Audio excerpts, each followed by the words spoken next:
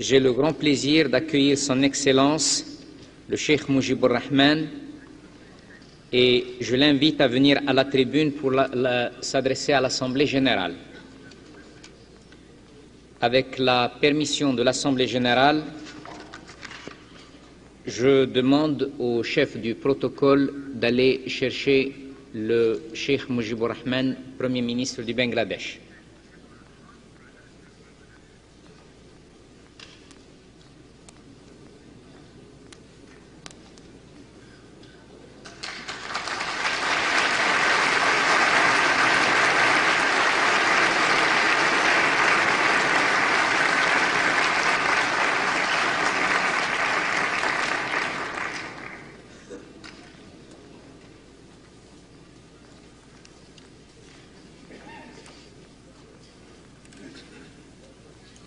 Mr. President,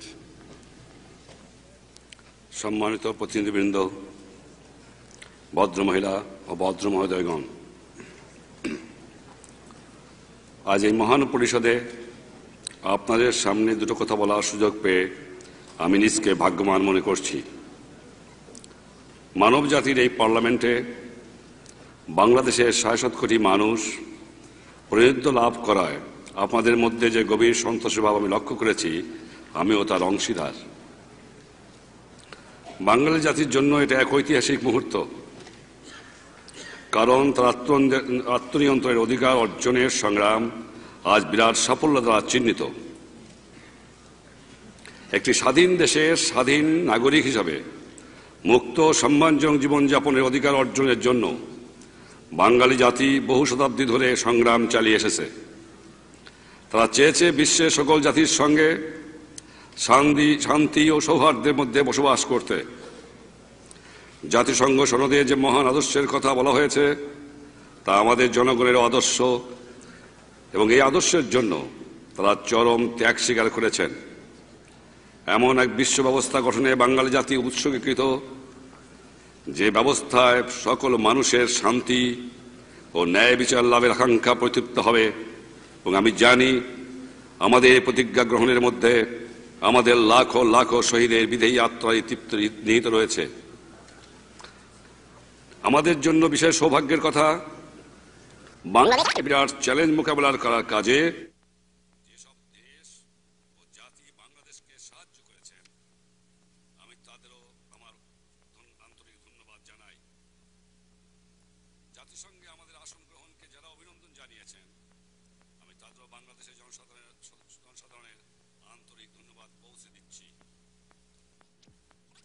সে প্রতিশ্রুতি অধিকার অর্জনের জন্য এশিয়া, আফ্রিকা ও ল্যাটিন আমেরিকায় লাখো লাখো মুক্তি সেনানীকে আত্মদিতে হয়েছে। এই সংগ্রাম এখনো চলছে। গায়ের জোরে বেআইনিভাবে এলাকা দখল, জনগণের ন্যায়সঙ্গত অধিকারকে নস্যাৎ করার কাজে শক্তির ব্যবহার, বর্ণ বৈষম্যের বিরুদ্ধে চলেছে জবর দখলকারীদের সম্পূর্ণ উচ্ছেদের জন্য। প্যালেস্টাইনের জনগণের ন্যায়সঙ্গত জাতীয় অধিকার এখনো অর্জিত হয় নাই। উপনিবেশবাদ উচ্ছেদের প্রক্রিয়া ত্বরান্বিত হলেও চূড়ান্ত লক্ষ্যে এখনো পৌঁছেনি। একথা আফ্রিকার জন্য আরো বিশেষভাবে সত্য। সেখানে জিম্বাবুয়ে ও নামিবিয়ার জনগণ স্বাধীনতা ও জাতীয় মুক্তির চূড়ান্ত সংগ্রামে এখনো ব্যাপৃত। বর্ণ বৈষম্য ন্যূনতম নিশ্চয়তা লাভ করবে। সম্প্রতি গোটা বিশ্বে যে অর্থনৈতিক বিপর্যয় দেখা দিয়েছে, তার পরিপ্রেক্ষিতে একটি ন্যায়সঙ্গত ও আন্তর্জাতিক অর্থনৈতিক ব্যবস্থা গড়ে তোলার কাজে আমাদের আরও তরির ব্যবস্থা গ্রহণ করা উচিত। এ বছরের গোড়ার দিকে অনুষ্ঠিত এই পরিষদের বিশেষ অধিবেশনে বিশ্বের বর্তমান গুরুতর অর্থনৈতিক অবস্থা সম্পর্কে আলোচনা হয়েছে। আমি এমন একটি দেশের পক্ষ থেকে কথা বলছি, যে দেশটি বর্তমানে অর্থনৈতিক দুর্যোগের ক্ষতিগ্রস্ত দেশগুলির তালিকায় শীর্ষস্থানে রয়েছে। এই ক্ষতি কতটা গুরুতর আমি সে সম্পর্কে কিছুটা আলোকপাত করতে চাই। যুদ্ধের ধ্বংসস্তূপের উপরই বাংলাদেশের জন্ম হয়েছিল। তারপর থেকে একের পর এক প্রাকৃতিক বিপর্যয়ে আমরা সম্মুখীন হয়েছি। সর্বশেষ এবারে নজিরবিহীন বন্যা। সাম্প্রতিক বন্যার বিপর্যয় কাটিয়ে ওঠার উদ্দেশ্যে বাংলাদেশের প্রতি সাহায্যের হাত বাড়িয়ে দেওয়ার ব্যাপারে সক্রিয় ব্যবস্থা গ্রহণ করার জন্য আমরা জাতিসংঘ, সংশ্লিষ্ট সংস্থাসমূহ ও সেক্রেটারি জেনারেলের কাছে কৃতজ্ঞ। আলজেরিয়ার প্রেসিডেন্ট বুমেদিন, পররাষ্ট্রমন্ত্রী বুতেফলিকা বাংলাদেশের সাহায্যে এগিয়ে আসার জন্য জোট নিরপেক্ষ দেশসমূহের প্রতি আবেদন জানিয়েছেন। বন্ধু দেশসমূহ মানব কল্যাণ সংস্থাগুলোর কাছ থেকেও এ ব্যাপারে ভালোই সাড়া পাওয়া যাচ্ছে। প্রাকৃতিক পর্যায়ে বাংলাদেশের অর্থনৈতিক অগ্রগতি শুধু প্রতিহত করেনি, দেশে প্রায় দুর্ভিক্ষ অবস্থার সৃষ্টি হয়েছে। একই সময় বিশ্বব্যাপী মুদ্রাস্ফীতির অর্থ আমাদের মতো একটি দেশের জন্য দায় পরিশোধের ক্ষেত্রে $1 কোটি ঘাটতি সৃষ্টি হয়েছে। জনসাধারণের জীবন ধারণের মান নিছক বেঁচে থাকার পর্যায় থেকেও নিচে নেমে গেছে। মাথাপিছু যাদের বার্ষিক আয় $100 কম, তাদের অবস্থা আরো শোচনীয়। বিশ্ব স্বাস্থ্য সংস্থার হিসাব অনুযায়ী বেঁচে থাকার জন্য ন্যূনতম খাদ্য প্রয়োজন, তারও কম খাদ্যকে যারা দিন বেঁচে রয়েছে তা এখন তারা সম্পূর্ণ অনাহারে দিন কাটাচ্ছে। আরো দরিদ্র অভাবী দেশগুলির ভবিষ্যৎ সম্পর্কে যে আভাস দেওয়া হয়েছে তা অত্যন্ত হতাশাজনক। ক্রমাগত মূল্যবৃদ্ধির ফলে খাদ্যের দাম গরিব দেশগুলোর ক্রয় ক্ষমতার বাইরে চলে গেছে। অন্যদিকে ধনী ও উন্নত দেশগুলোই হচ্ছে খাদ্যের মূল রপ্তানিকারক।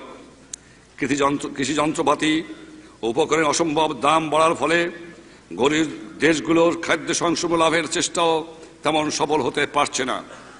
বিশ্বব্যাপী মুদ্রাস্ফীতির ফলে উন্নয়নশীল দেশগুলোর উন্নয়ন পরিকল্পনার ব্যয় বহুগুণে বেড়ে গেছে। তাদের নিজেদের সম্পদ কাজে লাগানোর শক্তিও হ্রাস পেয়েছে।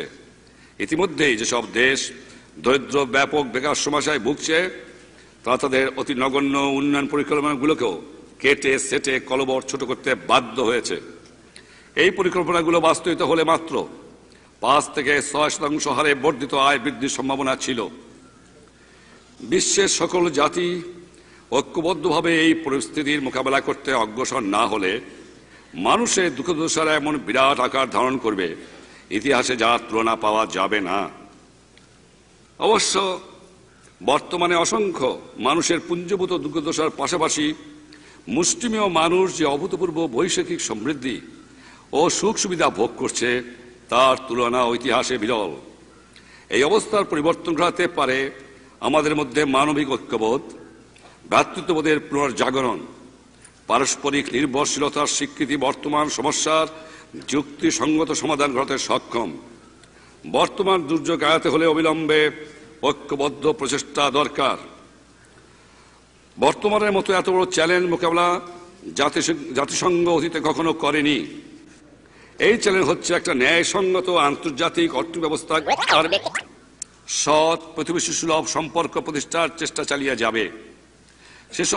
যে সম্পর্কের ভিত্তি হবে শান্তিপূর্ণ সহ অবস্থান, পরস্পরের সার্বভৌমত্ব ও আঞ্চলিক অখণ্ডতার প্রতি সম্মান প্রদর্শন এবং একে অন্যের আভ্যন্তরীণ বিষয়ে হস্তক্ষেপ না করা। বিশ্বের এই এলাকায় এবং সর্বত্র শান্তি প্রতিষ্ঠা ও অক্ষুণ্ণ রাখার প্রতি প্রচেষ্টায় আমাদের সমর্থন অব্যাহত থাকবে। বাংলাদেশের সাম্প্রতিক সর্বনাশা বন্যায় ক্ষতিগ্রস্ত লোকদের সাহায্যের জন্য প্রয়োজনীয় ত্রাণ সামগ্রী আহরণের কাজে জাতিসংঘ যে প্রচেষ্টা চালাচ্ছে এর জন্য আমরা কৃতজ্ঞ। প্রাকৃতিক দুর্যোগের কবলে পড়ে যেসব দেশ বারবার ক্ষতিগ্রস্ত হয়, বাংলাদেশ তাদের অন্যতম। তাই প্রাকৃতিক দুর্যোগ থেকে উদ্ভূত পরিস্থিতির মোকাবেলায় বিশ্ব সমাজে দ্রুত এগিয়ে আসার উপযোগী একটি নিয়মিত প্রাতিষ্ঠানিক ব্যবস্থা গঠনে বাংলাদেশের বিশেষ স্বার্থ নিহিত রয়েছে। অবশ্য সূচনা হিসাবে এই ধরনের একটি ব্যবস্থা ইতিমধ্যে রয়েছে। এই ব্যবস্থা হল জাতিসংঘের বিপর্যয় ত্রাণ সমন্বয়কারীর অভিশেষ স্থাপন। এই সংস্থাটি যাতে কার্যকরভাবে তার ভূমিকা পালন করতে পারে সেজন্য সংস্থাটি শক্তিশালী করে তোলা একান্ত দরকার। জাতিসংঘের সদস্য দেশগুলোর এ ব্যাপারে বিশেষ দায়িত্ব রয়েছে। প্রিয় প্রেসিডেন্ট, সর্বশেষে আমি মানবের অসাধ্য সাধন ও দুরূহ বাধা অতিক্রমের অদম্য